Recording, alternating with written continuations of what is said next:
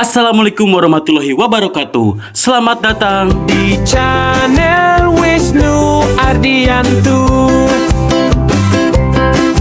Kita maju bersama. Yeah, yo!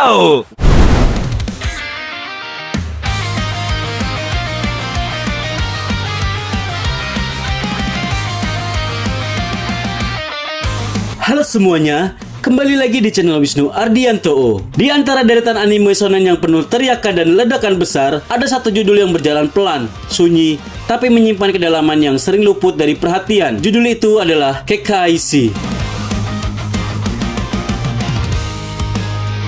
Ini bukan sekedar cerita tentang pertarungan melawan makhluk gaib, tapi tentang bagaimana dua anak muda dipaksa tumbuh dewasa oleh warisan yang tidak pernah mereka minta, tentang kekuatan yang harus dikendalikan, dan hubungan yang terbentuk bukan karena romansa manis, melainkan karena tanggung jawab dan kepercayaan.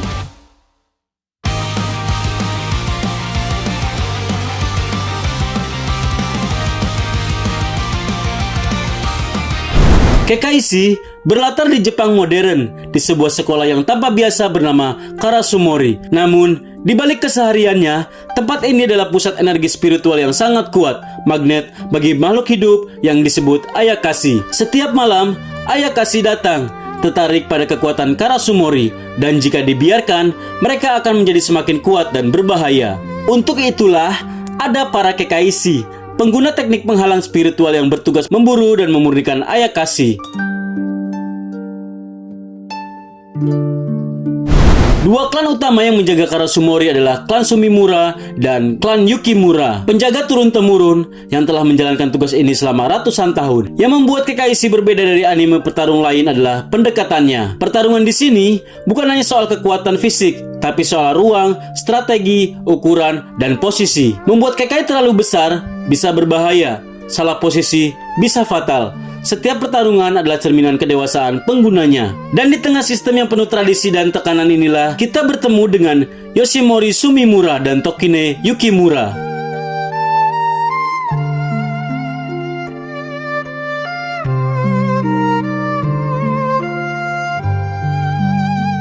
Yoshimori adalah pewaris klan Sumimura, seorang remaja yang sejak awal cerita sudah jelas memiliki kekuatan spiritual yang luar biasa. Namun ia juga ceroboh, emosional, dan sering bertindak tanpa berpikir panjang. Yoshimori tidak menikmati perannya sebagai penjaga Karasumori. Ia merasa terjebak oleh takdir, oleh aturan lama, dan oleh harapan orang-orang dewasa yang terlalu besar untuk pundaknya. Tokine berbeda. Ia lebih tenang, disiplin, dan presisi.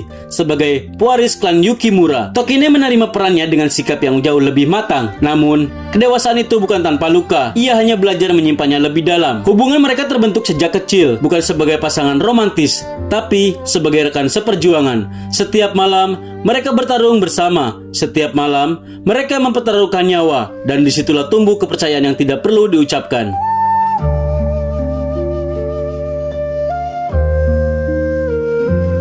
Yoshimori jelas menyukai Tokine. Perasaannya sederhana dan jujur. Ia ingin menjadi kuat agar Tokine tidak perlu bertarung lagi. Motif ini mungkin terdengar klise, tapi di dunia Kekaishi, justru inilah yang membuat Yoshimori manusiawi. Ia tidak ingin menjadi pahlawan dunia. Ia hanya ingin melindungi seseorang yang penting baginya.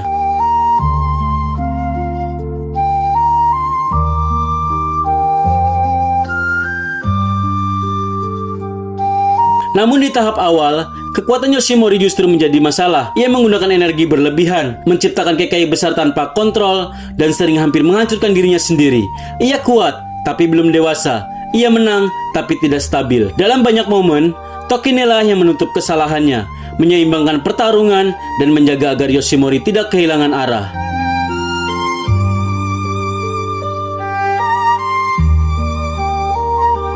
Di balik semua itu, ada sisi Yoshimori yang jarang terlihat, bahkan jarang ia akui sendiri. Ia adalah anak yang sangat takut kehilangan. Ketakutannya bukan pada Ayakashi, bukan pada kematian, melainkan pada kegagalan. Ia takut jika suatu hari, karena satu keputusan ceroboh, Tokine terluka. Ia takut jika kekuatan yang ia banggakan justru menjadi alasan orang-orang menjauhi dirinya. Dan yang paling dalam, ia takut jika suatu hari ia tidak lagi dibutuhkan. Inilah alasan Mengapa Yoshimori begitu terobsesi dengan menjadi kuat? Bukan karena ambisi, tapi karena rasa tidak aman.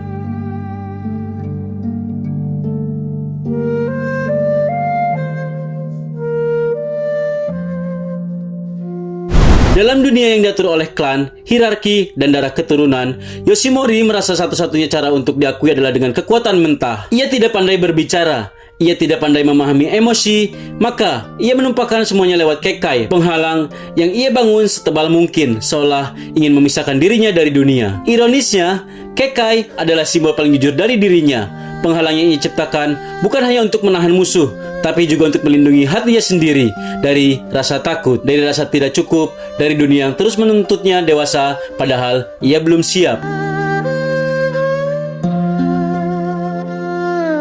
Seiring waktu, Yoshimori mulai menyadari sisi gelap dari kekuatannya sendiri. Ia memahami bahwa kekuatan besar tanpa kendali bisa melukai orang-orang yang ingin ia lindungi. Ketakutan ini menjadi titik balik penting. Untuk pertama kalinya, Yoshimori tidak lagi berusaha menjadi lebih kuat. Ia berusaha menjadi lebih bijak. Disinilah evolusi kekuatan Yoshimori benar-benar dimulai. Ia belajar efisiensi, belajar menahan diri, belajar bahwa Kekai Jutsu bukan tentang menghancurkan musuh secepat mungkin, tapi tentang mengendalikan situasi. Setiap perkembangan kekuatannya selalu diiringi perkembangan mental dan emosional.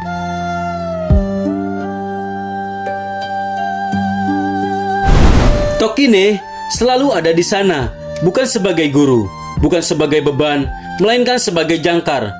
Sosok yang membuat Yoshimori tetap berpijak, tetap waras, tetap manusia. Hubungan mereka pun berubah. Yoshimori perlahan berhenti melihat Tokine sebagai seorang yang harus ia selalu lindungi. Ia mulai melihatnya sebagai partner sejajar, seseorang yang memilih berdiri bersamanya, bukan seseorang yang bergantung kepadanya. Dan Tokine pada saat yang sama melihat Yoshimori tumbuh dari anak impulsif menjadi sosok yang bisa diandalkan. Yang paling penting, Yoshimori mulai belajar bahwa menjadi pelindung tidak berarti menanggung semuanya sendirian. Meminta bantuan bukan kelemahan, menahan diri bukan kekalahan, dan tidak semua pertarungan harus dimenangkan dengan kekuatannya penuh. Menjelang akhir cerita, Yoshimori bahkan mulai menentang sistem lama. Ia mempertanyakan tradisi klan, struktur kekuasaan, dan cara lama dalam menjaga Karasumori. Ini adalah puncak kedewasaannya. Ia tidak lagi bertarung karena diwariskan, tapi karena ia memilihnya sendiri. Di titik itu, kekuatannya mencapai bentuk paling matang, bukan karena ia menjadi yang terkuat secara mutlak, tapi karena ia tahu kapan harus bertarung, kapan harus berhenti, dan untuk siapa ia menggunakan kekuatannya.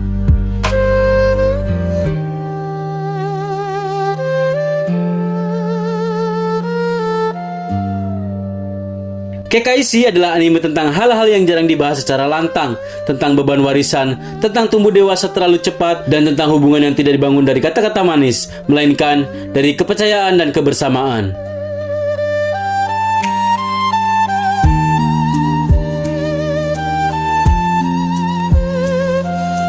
Yoshimori Sumimura tumbuh dari kekuatan liar menjadi pelindung yang sadar. Tokine Yukimura berdiri bukan sebagai bayangan, melainkan sebagai penyeimbang.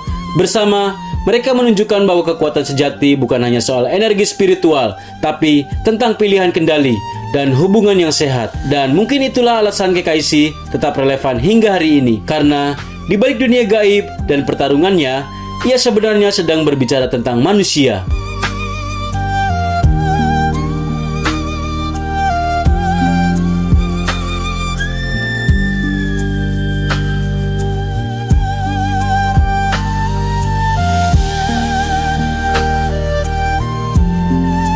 Sekian untuk video hari ini. Kalau kamu suka dengan video ini, jangan lupa like, share, komen, dan subscribe. Sampai jumpa di video berikutnya dan wassalamualaikum warahmatullahi wabarakatuh.